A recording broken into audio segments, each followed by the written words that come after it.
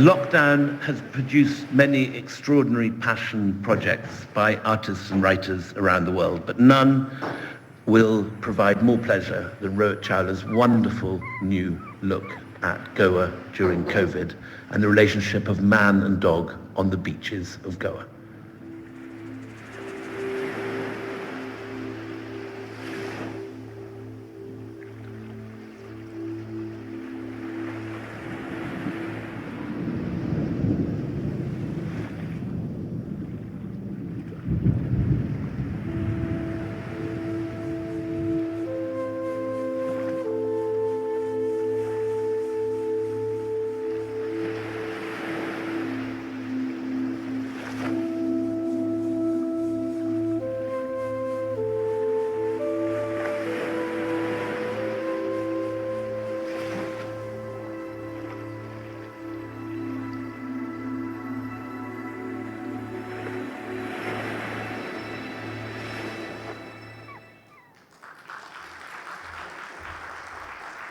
May I now invite Tina Brown to please unveil the book and launch it.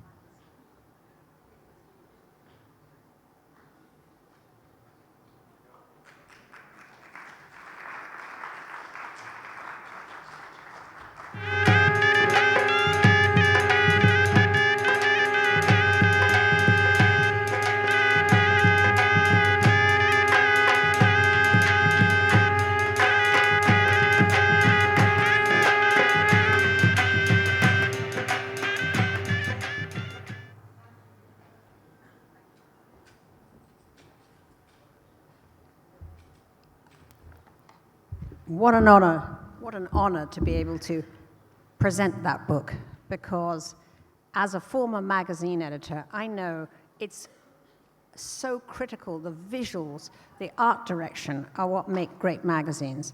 Alas, I never had the opportunity to work with Rohit Chawla, which is actually one of the great regrets that I have, that I didn't. But he is one of the most brilliant and magically original photographers and art directors in the world. So I feel very honored to be here. I ran into Rohit in the green room and I started to wax on about a dog I happen to adore, which belongs to my daughter, and we co-parent her. She is an English bulldog, and you know, I've never really been a dog person. I was always a cat person, and a month or so after my beloved husband died, in September of 2020, we rented a house in LA during lockdown as a family, and we huddled together to just mourn. And, you know, our depression and sadness over, you know, that period was so intense. And suddenly my 30-year-old daughter, Izzy, announced with a sense of reckless abandon that she couldn't take the sadness anymore, and she wanted and was going to have an English bulldog puppy. I was astounded, frankly. I mean, she'd never shown any interest in dogs, but something on an Instagram had caught her attention. And she'd found this litter of puppies in Oklahoma for this woman breeding English bulldogs. And I said, why English bulldogs? She said, I just feel this affinity. And I said, well, you know, it's your dog, you know, you're going to regret it, but do it. At that point, the puppies were born, and these pictures started to come in of puppy number 4, as she was called, in the pictures. Izzy decided to call her Gimli, because that's a character in Lord of the Rings who she loved because he was stubborn, proud, and stout, like bulldogs are. And gradually I became drawn to this sweet little snouty creature in this basket, sort of the runt of the litter. And I have to say that my heart started to open, although I was skeptical. Then, on Christmas Eve, we got this phone call and were told the van with the puppies was going to be arriving in California for various people who'd ordered them. And we set off to a car park in Anaheim to pick up the puppy. Frankly, I felt a bit like a sex trafficker or something, because we drove into the car park and there was this van, and it was the night, it was all rather strange. People were jumping, surrounding the van who'd come to pick up their dog orders. And somebody came out of the van with this little bulldog in his arms and just handed him to Izzy. And you could just see that she totally melted. And when she handed Gimli to me, it was just a moment of absolute revelation. Bulldogs have this lovely, I can only say they smell like English digestive biscuits. That lovely digestive biscuity smell, and the folds of her little face, and her little foldy, squashy of jowls. The minute I held this little snuggly porpoise in my arms, I fell in love. My heart was pierced, and I officially became its grandmother, the proudest grandmother in New York of an English bulldog. Now, I think Rohit has said that dogs have found a way of finding people who need them. And we did need Gimli to console us, to console me for the loss of my husband. I really believe that he sent her to us, or rather sent her to Izzy, because he knew that Izzy was such a protective daughter. She was always looking out for her brother, who has a learning disability, and looking out for me, and she was the one who needed the protection of a dog, essentially. And now, Gimli, I don't know what our life was before Gimli arrived, because, when Izzy drops her off after, when she can't have her because she's at work, I just look at that lovely crinkly face, her jowly mouth with its Churchill expression, with that sort of dubious look that she has, her floppy speckled ears, and her always wiggling bottom, that bottom with the little short tail that wiggle, wiggle, wiggle, as soon as she sees you.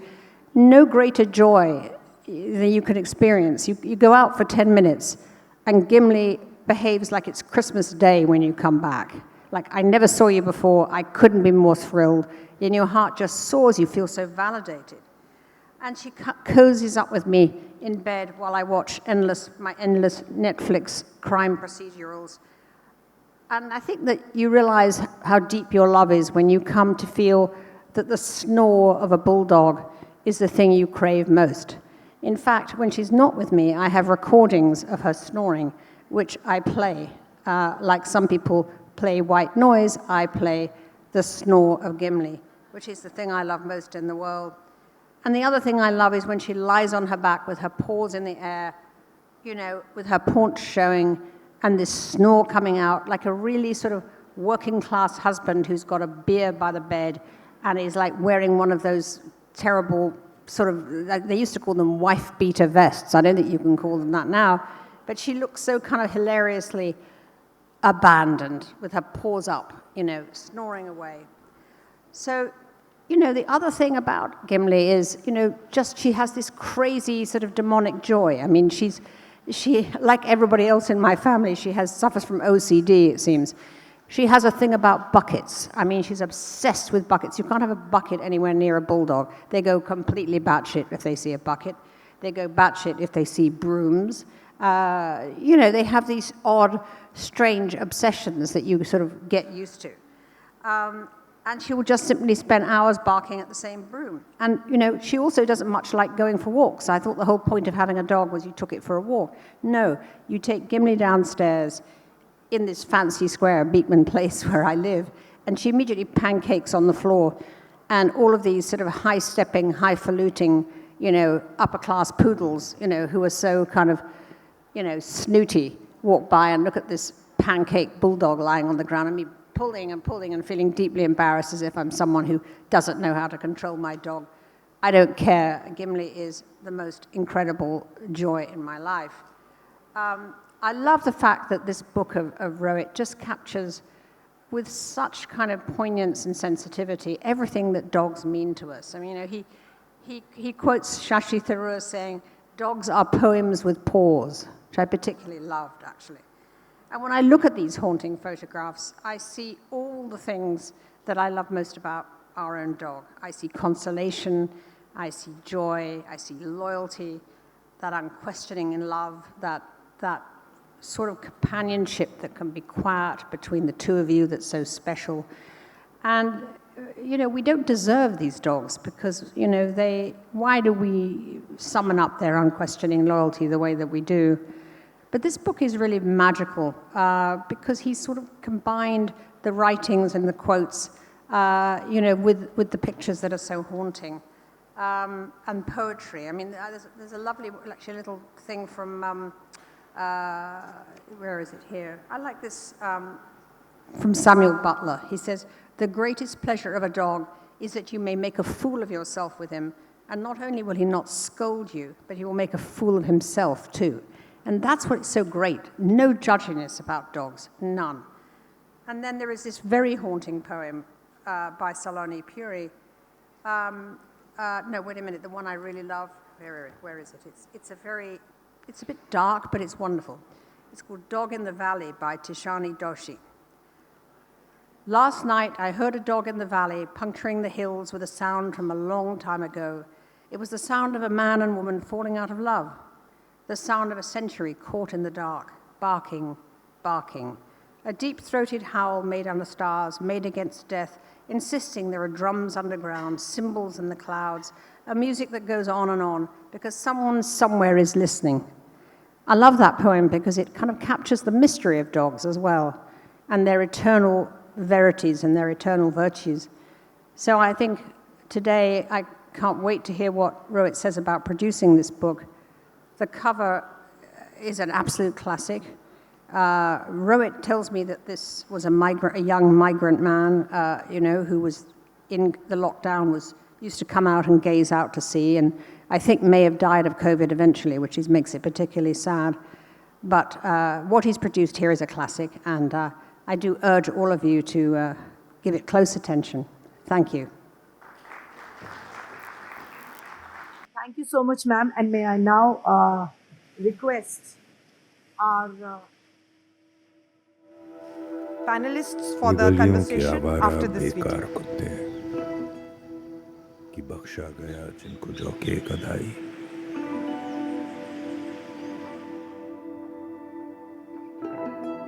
जमाने की फटकार सरमाया इनका, जहां भर की धुतकार इनकी कमाई।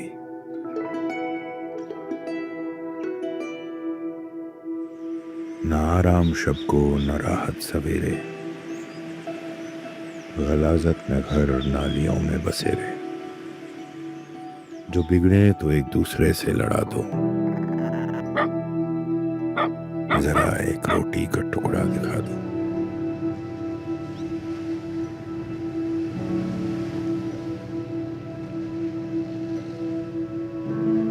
ये हर एक की ठोकरें खाने वाले, ये फाकों से उकता कर मर जाने वाले।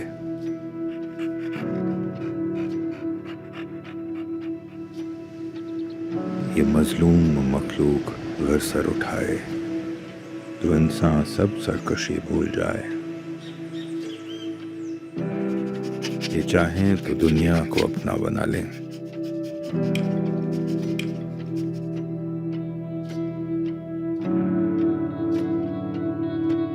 ये आकाओं की हड्डियां तक चबा लें।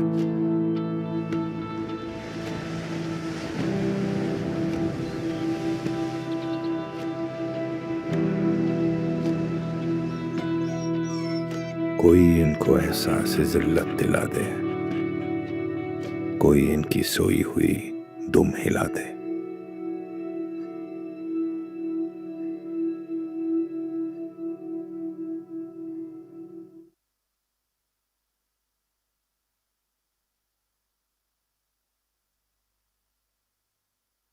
Can you hear me?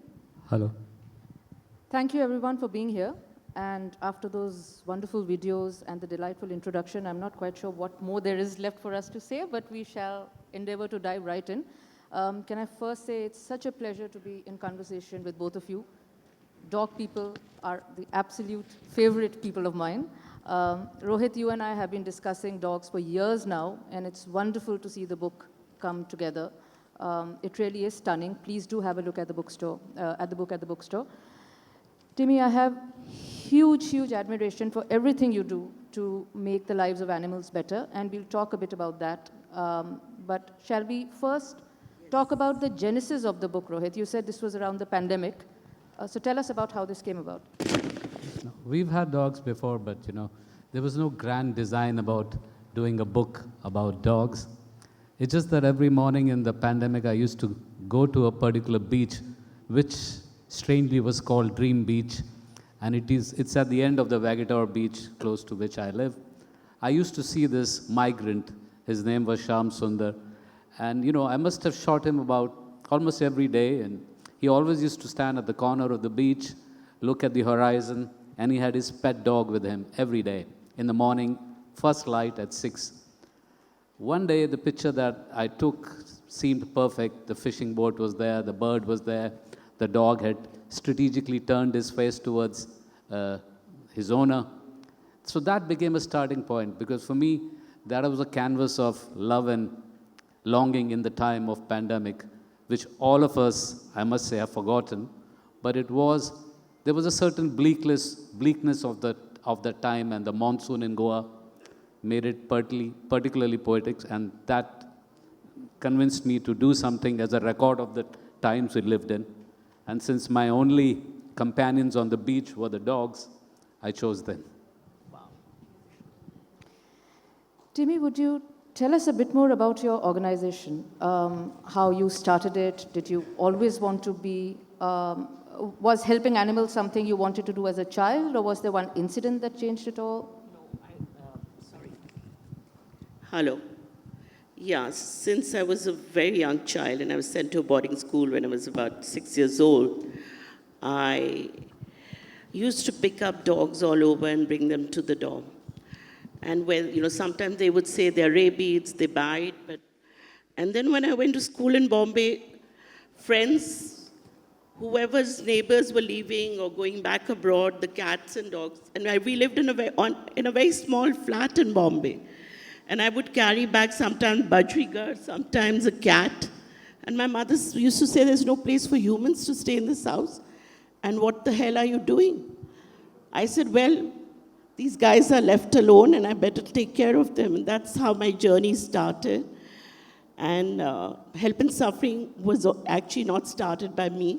I was very lucky to have this whole organization given to me as though my childhood dream was given to me on a plate. Started by an English lady called Crystal Rogers in 1980. And now, since last 25 years, I've been running it. And it's a very dedicated team. I'm just a small part of it. So we rescue anything from a bird to a camel. And I've got some of our team members sitting here. And dogs are very close to have 7 indie dogs who kind of roam around the campus, and I never tie them up.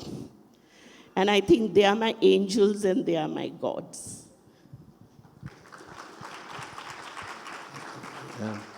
It's very easy for all of us to do something creative like produce a book, but what Timmie does and what we are hoping to sensitize a whole generation of young Indians is to the plight of the stray dogs of India. And this book is a pitch for all of you to please adopt some of our own, not partake of the illegal trade of buying pedigreed dogs.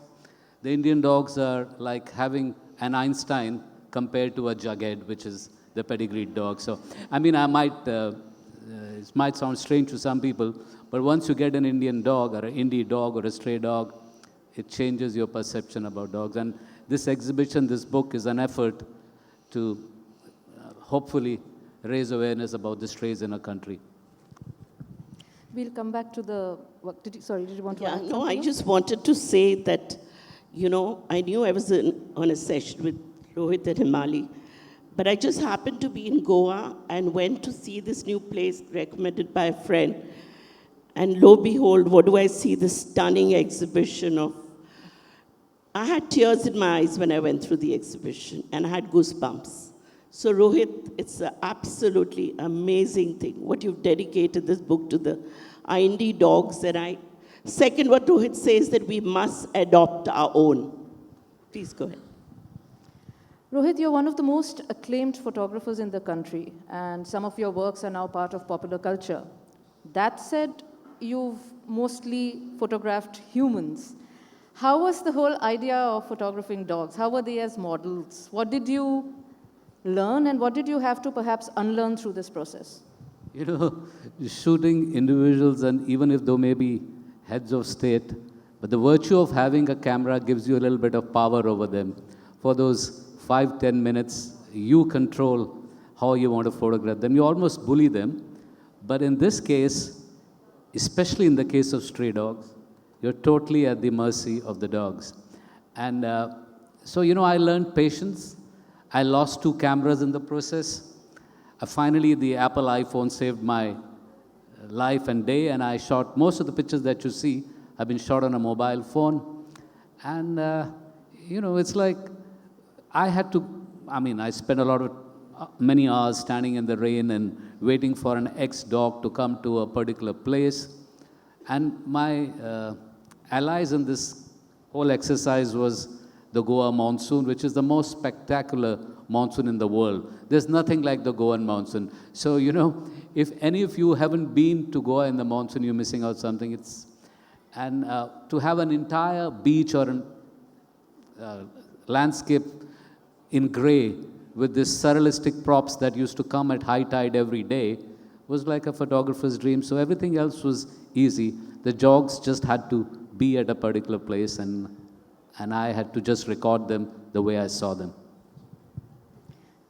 Taking that thought forward, it's also a collaborative process in that you have some beautiful text and contributions and poems by so many acclaimed writers. How was that process in that you had already shot the photos, but did the text sometimes match the vision, not match the vision? Do you want to talk a bit about that? No, you know, I think Tina raised a point. My idea of getting the content for the book was to have a very different degree of content.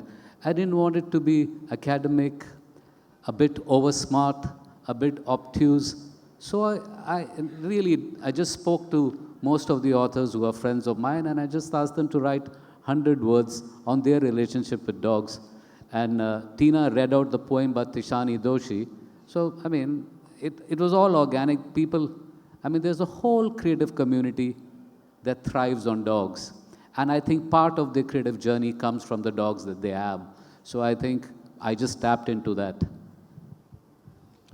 Timmie, we have in recent years in India seen a change of attitude towards indies and towards what we call streeties, in that they are getting adopted more and more. But is that really moving the needle in what needs to be done? What do you think? How are we placed on that? Not very well, let me be very honest. I think all, the governments and the people of the city first need to understand that all dogs don't bite and all dogs do not have rabies. The only way to control rabies or dog population is through animal birth control program. And our organization, as quoted by some of the international biggies, say that our animal birth control program and immunization is the 3rd best in the world. We've done more than 89,000 dogs in the last 27 years for animal birth control. We go to other cities and neighboring countries to help with the program. We do not believe in culling like what Morocco is planning to do. We have joined hands with other organizations when Mauritius was planning to cull all its dogs. And it's been an international animal activists coming, an organization coming together to write to the government of Mauritius, and finally they have managed to control, and the government has passed a law to do only animal birth control and not cull the dogs. So I urge each one of you that kindly adopt our desi dogs. I urge our government friends to help us with the ABC program and support us and support every state in this country. And they're such an important part of our life. And for me, not just the dogs, but every animal we have is an angel, and they are our gods. Believe you and me, when I'm in trouble, I only pray to them. You know, by the way, Hemali is also one of the biggest dog lovers, which is the whole reason that we all collaborated on this book. And dogs are slightly easy to adopt. Timmie actually looks after lots of camels. And that's a huge ask, when the sheer size of a camel and how to house it and what to do for it. So it's like I'm constantly humbled by the efforts different animal welfare organizations, despite no real help from the government, do. And so I think it's this book and our effort is to pitch more Timmies to come alive in this ecosystem and do more for not just dogs, but animals of any kind. Rohit, this is a question that perhaps photographers get often, and I assume there's no easy answer to this, but you were photographing dogs at a time of beauty, but also at a time when a lot of them were suffering. They weren't being fed, dogs were starving on the streets. I think, especially on beaches, this happens every year actually in Goa, as you know, that once the tourists go away, the dogs are left to fend for themselves, and not all of them survive. Now, during the pandemic, that was obviously a particularly harsh time. How did you manage to maintain an emotional, I don't know if distance is the word, but what did that do to you? How did you say goodbye every evening? She's so right. Just being on the beach and seeing these helpless creatures can be terribly moving. And I had learned how to avoid the gaze of the dogs. I couldn't afford to look at the dogs because if I looked kindly towards a particular dog, they would often follow me for 8 kilometers. They would just follow me. And it used to be heartbreaking because, Goa has got the highest number of stray dogs on the beaches of Goa. There's about 8,000 dogs live on the beaches of Goa. And it's physically not possible for one person to look after the dog. So it was a very difficult time. And, you have to fortify yourself and do what you can. And, yes, it broke my heart every time. And, it's like, in this book, there is a particular paragraph which I think will resonate with all of you. It says that we don't care who dies in the film as long as the dog doesn't die. So true. And for those of us who have had dogs in our lives or are lucky enough to have dogs who love us, will know exactly how they sensitize us, not just to animals. It just changes the very personality, the nature of your craft, creativity. They humanize you. Insider tip for everyone. Every time I see a movie and I know there's a dog in it, there's a website called Does the Dog Die? Without spoilers. So I definitely go and check that out before I proceed with the movie. I completely support her. I don't think I've cried in any other movie than Hathi Mere Sathi. I went home and cried as well after watching that movie.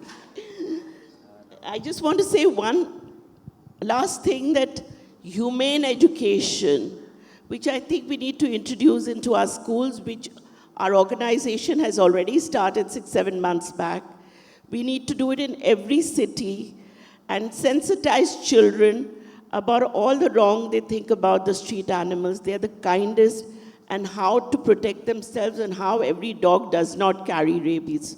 Right now, we have 7 members of our team in Bombay working with another organization, just immunizing dogs against rabies. I want to say that all of you, some of you must be dog lovers. You all have to become participants in sterilizing the dogs. That's the biggest service you can do in this country. Rather than feeding them, you all have to support the local NGOs, because the conflict between the dog and the man is also a huge one. And right now there are so many of these cases piled up in the courts, so much so that the Bombay Municipal Court it's called Stray Trouble. Case is pending in the Supreme Court. There are 200 respondents, and the courts are even wary of interfering in these things because it leads to a whole plethora of debates. But the future and the only way out is to sterilize these dogs so that we can actually become a more human society. And, one of the sad things I feel is we call them strays. Strays is a mechanism, that inbuilt defense mechanism of Earth, inbuilt in us, to make us feel that we don't have a responsibility to somebody who's gone astray. It's like an inbuilt defense mechanism That's where the word comes from. It's meant to assuage our guilt. But it's a very unkind word for these dogs. And I just hope more of you resonate with the book and the idea of the book. Would you like to read a couple of passages before we open it out? I mean, Manu Joseph's piece, the introduction is beautiful. Should I read the opening? Will you do that? Because I'm terrible at all this. Well, I'm no expert either, but I will try.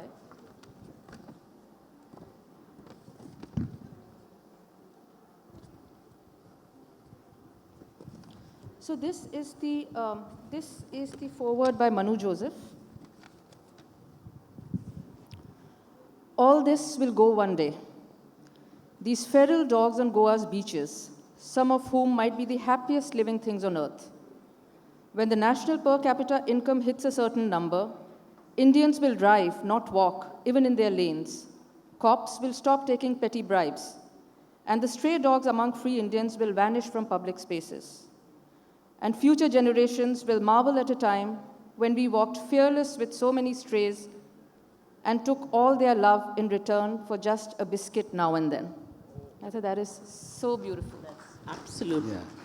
Manu is one of India's finest writers. Those of you who don't read his columns in the Mint should, because he is a psychoanalyst of our times and gets the Indians pat on without a degree of, he doesn't hold his punches. So do read him. Should we open this up to a couple of questions from the audience? There's a question here. Hi, Tina. Tina, I want to thank you because, when I was growing up, I grew up looking at the pages of Vanity Fair. And what Tina did as an editor was remarkable. She's also responsible for bringing Richard Avedon to New Yorker. And Richard Avedon inspired a whole bunch of photographers, So, Tina, there's a huge debt we all photographers owe you. Go ahead. Hello everyone, great session. When I had a dog, and whenever I used to take out my phone to click a picture of her, she used to sit like an Egyptian guard dog, as if posing for the camera. So while compiling your book, did you also have your models display a sense of, idiosyncratic activities or something like that, which made you laugh out loud? Did you have a particular favorite model? No, I'll tell you, we adopted 3 dogs from the beaches who were all, one was adopted from a dumpster, another was full of maggots. Now, this dog, the first dog, indie dog that we adopted, his name is called Marco. Every time I take out a camera, he runs away. He hides under the bed. He refuses to be photographed.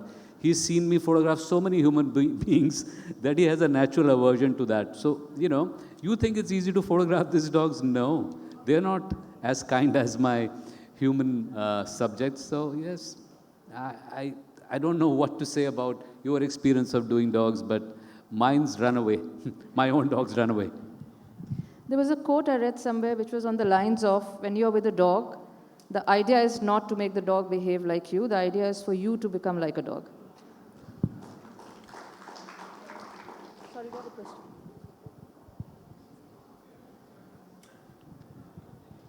Afternoon, everyone, and congratulations to Timmie and both of you, and of course Rohit.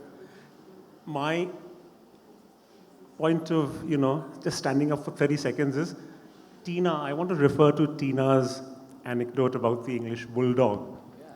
I'm a Xavierite, and in the 60s, St. Xavier's was a residential school, was a boarding school, a boys' school, of course. And in the corridor, to look after the 200 boarders that studied there, was a huge bulldog, a huge bulldog. It was massive. And the class 1 students and the class 2 students during recess, they'd jump on the dog, they'd piggyback right the dog, they'd pull its tail, they'd pull its ears, they'd shove their hands into its mouth, and that dog was so docile. It was so docile, I can't tell you.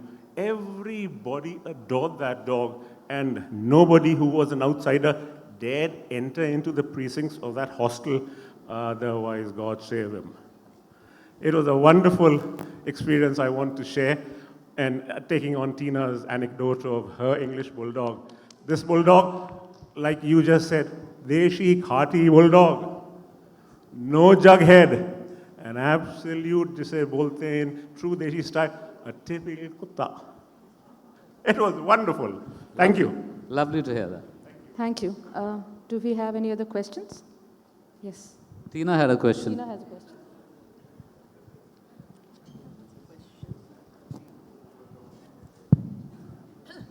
During COVID, many people adopted dogs and then kind of threw them out. I wondered how many of those dogs on the beach, were adopted or thrown out, or, have you found that there are more strays post-COVID that people did? I think you raise a very valid point. Pet relinquishment is a big issue in India. A 2021 report said that the global average of pets relinquishment is about 58%, but in India is 58% against a global average of 21%. And the pandemic was particularly cruel to the dogs post the pandemic, because a lot of the people adopted the dogs during the pandemic because they had the time and they were working from home, or rather not working most of the time. It was a difficult story after that for a lot of dogs, but a lot of these animal organizations came into the thing. And I'll tell you what, I have a lot of faith in the younger generation of this country. They, unlike their parents, are very sensitive human beings. So there's something to be said about the entitled generation that loves these dogs. So they are the saviors of the future. Do we have, there's a question right there. Question.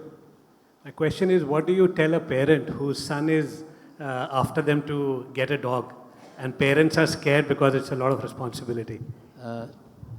Your son will be humanized.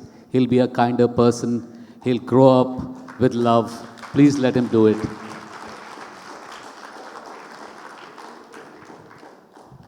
I just wanted to add a bit of a caveat, though, that dogs are a responsibility. And I think that it's a good responsibility to have, but you should be absolutely prepared to treat them like your child. It will, of course, instill a sense of responsibility in the child, but it shouldn't also be a situation where there's no one who is actually taking care of the dog, because I think dogs need a lot of love. They are not like several other animals. They are very love dependent, so maybe that needs to be thought through as well. I just want to add something, that it's very unfortunate that a lot of people buy pedigree dogs, and when they can't look after them, or they leave town, or when they fall ill, a lot of them just leave them outside our charity. And some of those dogs, in spite of taking care of them, die of depression because they feel so neglected. It's almost like abandoning your child. So please, I agree with Hemali, please do not get a dog unless you take complete responsibility till the day it dies. And believe you and me that they are the best companions. I think one last thing on this, because I think we all feel passionately about this. I think the idea of gifting a dog in itself doesn't sit right with me, because this is a living, breathing thing. It's a sentient being. I think the idea that you gift a dog and then you realize that the dog has needs and then it grows up and then, you can't take care of it is sad in itself. So yes, absolutely what Timmie said. Sorry, we're going to try and move to a bit more cheerful things now. Does anyone have any other question here? Or should we move to the video? We have one more video. One more video that you want to... Yeah, I want you to play the Javed Akhtar. Can we play the Javed video, Akhtar? please? Javed is our most favorite poet for a whole generation. सड़क पे जो लावारिस कुत्ते होते हैं, जिन्हें हम लोग अंग्रेजी में स्ट्रीट डॉग्स कहते हैं, मैंने इनसे कुछ सीखा है। एक वक्त था जब ना मेरे सर पे छत थी, ना मेरे तन पे दो जोड़ी कपड़े होते थे, कैसे जी रहा था, ना खाने को कुछ, ना रोज़गार, ना काम। तो मैं कभी कभी मायूस सड़क पे पैदल चल रहा होता तो मैं इन कुत्तों की तरफ देखता था कि ये कुत्ते जो हैं, ना इनके कोई माँ बाप अब है, ना उनके कोई भाई बहन है, ना उनके दोस्त हैं, ना किसी के घर जाके कर्ज मांग सकते हैं, ना किसी के घर जाके बैठ सकते हैं कि जहाँ वो खाना खा रहा है तो आपको भी खाना ऑफर कर दे। इन्हें तो कोई भी सहारा नहीं है, लेकिन ये जी रहे हैं, ये उठते हैं और सेहतमंद भी दिख रहे हैं। ऐसा नहीं है कि बिल्कुल इनकी हड्डियाँ निकल आई हैं, कुछ की होती है कुछ की नहीं भी होती है। तो मतलब इन्हें खाना भी कहीं ना कहीं से मिल ही जाता है। और ये मायूस तरह के लोग नहीं हैं, ये कुत्ते जो है ज़िंदगी से बड़े उलझे हुए हैं। एक कार निकलती है तो कुत्ता उसके पीछे भागता है, वो कार निकल जाती है, लेकिन फिर वो थोड़ी देर भौंक के फिर बैठ जाता है, फिर कोई दूसरी कार निकलती है तो फिर उसके पीछे, यानी हर बार वो नाकामी होता है, कुत्ता रह जाता है, कार आगे निकल जाती है, लेकिन वो फिर भी उसके जोश में कमी नहीं आती, उसके इरादे कमज़ोर नहीं पड़ते। तो ये वो है ज़िंदा रहने वाला, जिसके न दोस्त हैं, न किसी के घर जा सकता है, न किसी से मिल सकता है, न कोई इसका मददगार है, लेकिन फिर भी ये जी रहा है और ठीक जी रहा है और पूरी ज़िंदगी गुजार लेगा अपनी इन्हीं सड़कों पे। तो मैं तो इंसान हूँ, मेरे पास ज़बान है, मेरे पास बात करने का सलीका है, मेरे दोस्त भी हैं, मेरे को जानने वाले भी हैं, मैं उनसे मदद भी मांग सकता हूँ, वो मुझ पर कभी मेहरबान भी हो सकते हैं। कभी मुझे कहीं काम मिल ही जाए शायद, तो इसे तो कभी नहीं मिलेगा। तो जब ये ज़िंदगी से नाउम्मीद नहीं है और ये ज़िंदा है और अच्छी तरह ज़िंदा है, तो मैं ज़िंदगी से मायूस क्यों? मैंने सड़क के कुत्तों से, आप यकीन कीजिए, ज़िंदगी जीने का हौसला सीखा है।